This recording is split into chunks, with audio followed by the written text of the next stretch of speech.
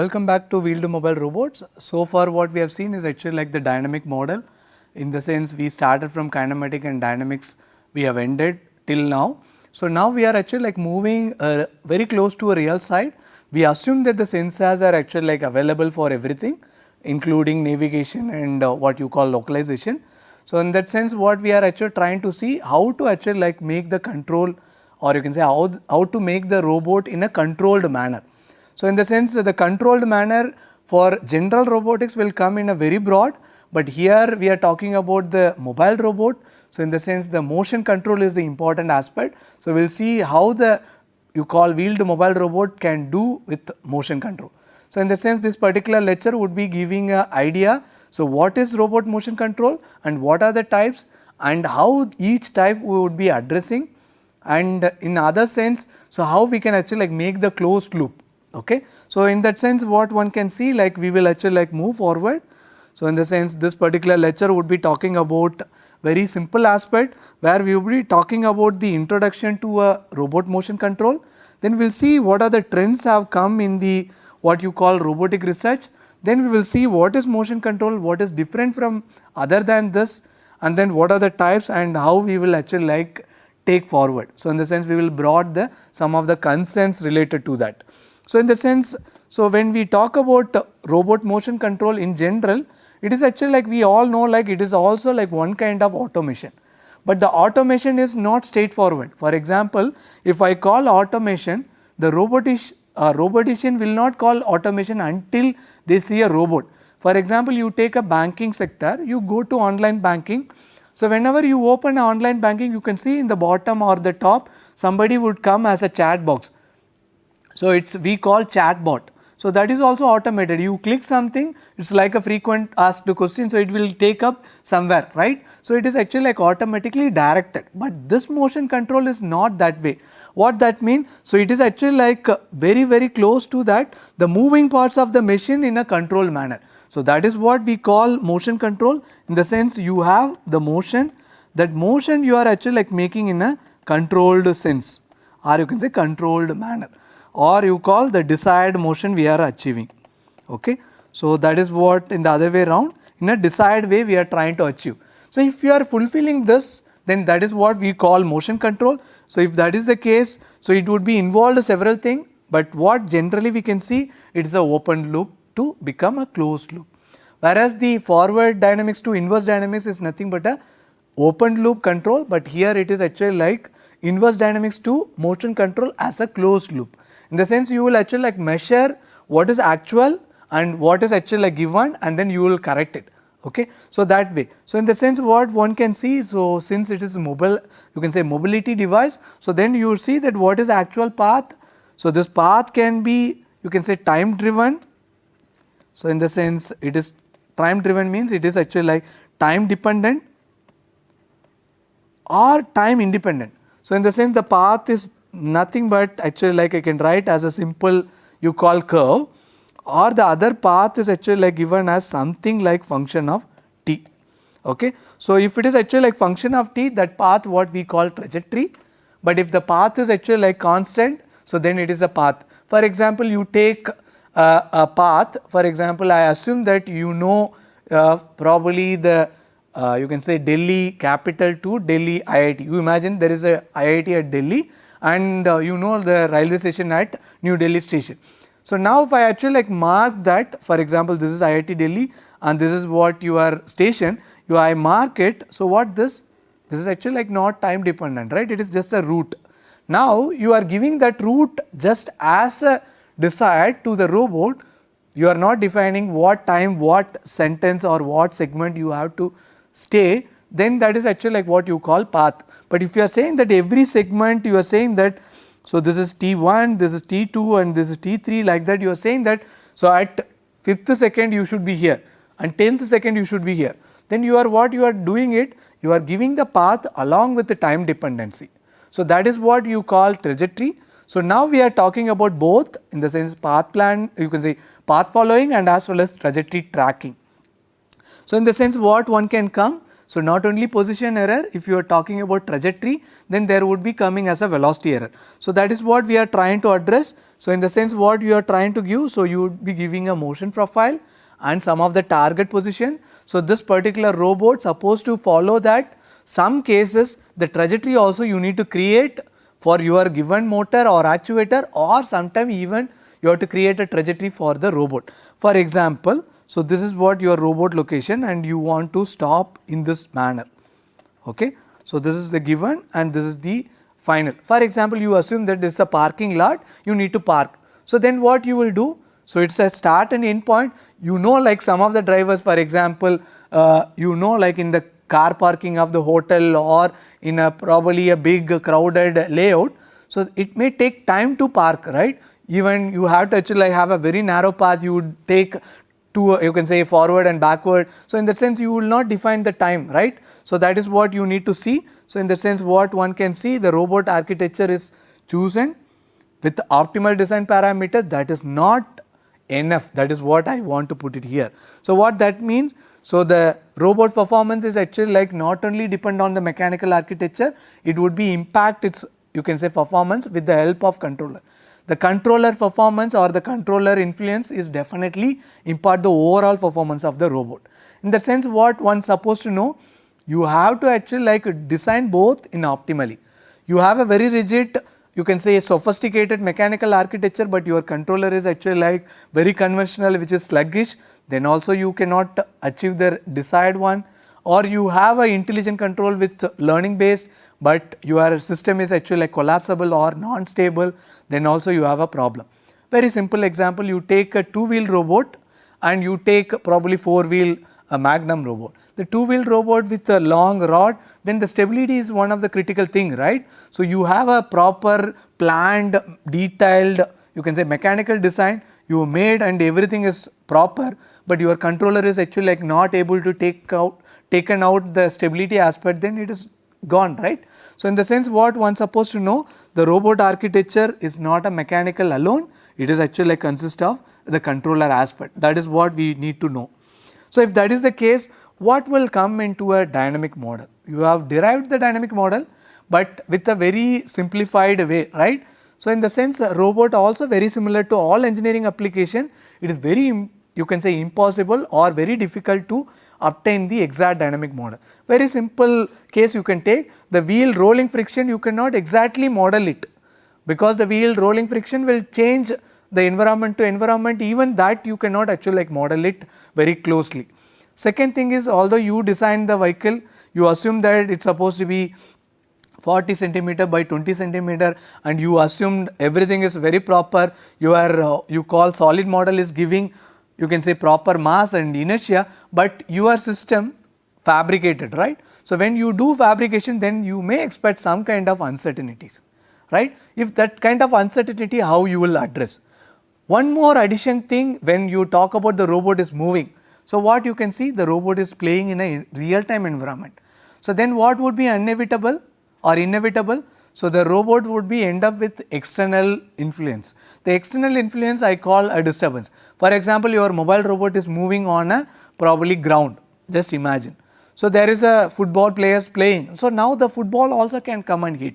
So now you imagine there is a kid playing. So the kid is actually like taking a mud and putting on your mobile robot. These are some kind of example, right. So now the disturbance, how you are categorized, that is different, but definitely one you can say that, so you cannot avoid the external disturbance and one cannot actually like avoid the inevitable case, which is uncertainty. Okay. So if that is the case, what happened, the real time mobile robot would be having presence of you can say external disturbance and parameter uncertainty, which is we call the parameter variation. So now if this is the case, what one supposed to think, so the conventional controller may not work. So what that means, the conventional controller will come with different form. So this conventional controller will not work or will not give the good required performance. In that sense, what one see, so one can see that the advanced controller will play a role. So then what one can see, what is advanced controller? So that what we are trying to discuss. So what that means, so the control technique is actually like indispensable when you talk about robots that we have seen. So but what we have seen is actually like the feedback is important. So the feedback is supposed to be actually like make sure that the efficiency of the mechanical system considerably improved. So if that is the case, what one can see that the generations of robot, even the first generation was having a automatic control. Now in that case, so I need to discuss about how the trends of the robotics have come. So that is what I am planning to discuss. So now in that case, what you can see that the control and navigation is actually like very complex task. Most of the cases we are trying to solve with a human operator. For example, you take a mobile robot in industry warehouse, so that mobile robot would be controlled by some of the staff who is actually like sitting in a control room and giving a commands. Okay. So in that sense, what you are seeing that the control and the navigational task we are trying to, you can say, solvable with the help of human operator. Then what is the biggest challenge? You see that the vehicle is actually like generally moving in unknown environment. So that is why we are deploying the, you call human operator, but the human operator would be end up with some kind of fatigue and other things. So then you have to see what the trends have come so far. So before going to the trend, so I am just giving a small, you call warning, or I am saying the small note. Even you just Google it in, you can say in Google it as a robot control today. You can see at least 1 or 2 paper which was published in probably one of the popular journal in a week of time. So then if you look at it, probably thousands of papers have actually like come in robot motion control. Why it is so? So why it is actually like happening? For example, you take the vehicle configuration, it is more or less actually like saturated, whereas the robot motion control is actually like keep on evolving. So some small changes, then still people are able to get a, you call, control journal paper. Why it is so? So there is a small, you can say, issue. The real time implementation required lots of you can say further ends. So that is what we are going to discuss in this entire week. But before that, what one can see, so one thing you have to see, the real time is completely different, and what we are doing in a computational environment is different. For example, now I did in a MATLAB simulation, I can make a closed loop simulation very easily. I can give a exact profile following, but in reality it is not so. Why? The controller would be having some latency, and you are talking about autonomous, and you are talking about sensor integration. There are several challenges. So that is why you can see that there is a big gap always exists between the theory and practice, at least in robot motion control. So in that sense, you just recall the trends, how actually like we are going across. So when we talk about the initial stage of robotics, which we call classical days of robotics, where the people are actually like purely depend on what so called the model. In the sense, when I fabricate anything, I assume that everything is exactly known to me, and over a period if it is wear and tear comes, so then this particular system won't work. Why? The classical robot are actually like depend on exact model and no sensing provided. In the sense, the classical robotics are all pre-programmed systems or pre-programmed machines, which is nothing but mechanized machines, not as a robot as such in the current domain. Then what happened later on in mid 80s, so people actually like brought very popular controller, for example 3-term controller and other, you can say, control strategies all came, which was actually like closed loop. Then people brought that particular domain what we call reactive paradigm, where then immediately people move out. So they imagine that okay, this exact model is not going to work because the wear and tear, or probably over a year the system is actually like no longer exact model, then you have to actually like play something else. Then what people brought, so they brought only like, you can say, sensing mode. In the sense, no models used, only actually like good sensing is actually like incorporated. In the sense, everything is a feedback control. In simple sense, we call it's all motion based control. So you have actually like your robot, your motion, which is actually like q or eta. So I will just put it. So what you call, so your eta and eta dot you take as a feedback and you process it and you supply that as a controller. So in the sense, it is actually like purely based on motion, but this is also like not working. For example, at least in mobile robot, why it is so, we will see. So if you talk about robotic system, the robotic system will have 3 stages. So one stage where the higher level, where the people would be giving a mission level. For example, I said this particular robot designed for so and so purpose. This is all what we call higher level commands. which is actually like mostly descriptive. What the other two levels are important, one is system level, then the system level is operate with the help of actuators. So then what you call the lower level is actuator control. Whereas this reactive paradigm was working in actuator level very good, and what you call the classical robotics was working very well in the system level. So then people thought, why can't we combine this? So then what they brought as a hybrid control, where they brought very simple aspect, the higher level what you call the system level. So here this higher level in the sense system. So system in the sense robot level. So the robot level you apply as a model base, whereas the lower level where you call the actuator level, you use simple motion base like PI or PID control and all, proportional integral derivative, all those controller. Why it is so? So that is very big question, right? So I already said, so if it is a system level, for example, you take a simple reactive paradigm, I am taking a simple serial manipulator for the example. So this actuator is controlled based on the reactive paradigm. So now this is giving a probably error of probably 1 degree. But this 1 degree is actually like propagated here, right? So you have a series of body, what happened, this reactive paradigm may not be corrected all the sense. In the sense what mostly the robotician will do, independent you call reactive control. So in that sense what one can see, if you see this in a model level, you know this is actually like my task space. This task space control I do in a higher level, and the lower level where the actuator level. So that worked well, okay. So then what the other side has seen. So these all was working in one particular sector of robots. In the sense robot manipulator area were actually like happy about this combination, which we call the hybrid control was okay for robot manipulator cases, but whereas the mobile manipulator or mobile robot, these are not helpful. Why it is so? Because the mobile robot is purely depending on the sensing and localization. In the sense lots of things are coming from the integration and you call environment. So in the sense what one easiest thing is, people thought about can we apply a probability theory. So that time the computers also like very popular and very modern, then the probabilistic robotics have come. What they have done, so they have actually like integrated both model and sensing. What that means? They have integrated model and sensing seamlessly. So you have a primitive model and you have actually like you can say some kind of sensor. So then I can integrate and I can actually like brought it. So now in that case what one can see, the inaccurate model and you call actually like less you call state variable, in the sense you can say limited availability of your state variable. Still both are actually like allowable, because you are going to use a probability theory where you are going to estimate your system response and your system states. So in the sense what happened, this probability theory is actually like very popular, and manipulator theory is actually like required only small sensing and more on task level, that was working with hybrid. But here actually like what we do, first we will do the localization, okay. So in the sense, so the localization and mapping. So based on this you do the motion control.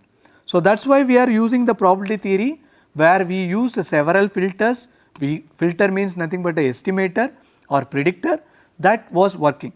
Still this is also like one popular even now in mobile robot, but what happened in the recent past, so that the data driven systems have come, where you have primitive experimental result, where what you are given as an input, what was your system response, then you can actually like make a data driven.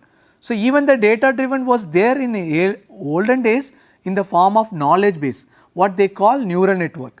But this neural network further improved based on the learning techniques. So that is what we are calling learning based, where the reinforcement or deep learning was actually like incorporated, in the sense what you can bring. So you can bring it some kind of AI technique and you can bring some kind of intelligence. So in the sense what one can see, the modern robotics is actually like modern mobile robotics actually like playing these two subsection. But before going to these two subsection, we will talk about only locomotion aspect and then we will see. If you talk about only locomotion aspect, then what you are thinking about? You are thinking about only motion control, with a predefined way. So if that is the case, what would be the, you can say, steps we think about in a control design? So you will think about, when I am talking about control, so what I will see, first I need to familiarize the environment, right, where to, what to, all those things. Then I will see whether my system is stable, right. After that only I will actually like think about the performance specification. So in that sense, what I will see, first I will familiarize, then I will model that, and then I will actually like see what is my desired thing. So if I try to fulfill this, what are the subtasks will come? The subtask would be as an objective. So the stability is the prime most. Then I will actually think about regulation, in the sense I will give a step input like point to point, whether it is actually like regulating or not. Then I will go to the motion control. Once these all achieved, then I will try to optimize my resources. So in the sense, what you can see, I will first familiarize, then I will actually like model and go to the objective or specification. That specification will come in these 4 stages. But when you talk about the mobile robot, the stability is one of the important thing. The open loop system always actually like unstable. So in the sense, the closed loop system supposed to be stable. So for that you have to bring some of the aspect. So one of the easiest aspect is you bring some kind of damper, in the sense you bring, if you talk about classical control, you bring zeros and then you bring the poles, then you can actually like make the system stable, right. So that is what we are actually like trying to bring. So for example, I say that this is k by s plus something, okay. So p. So now I am actually like bringing some part, you can say proportional integral control, that I can write as this, right. So this is the open loop control, open loop system.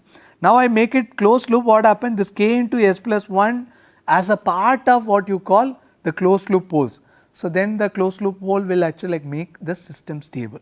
So that is what we can actually like think about it.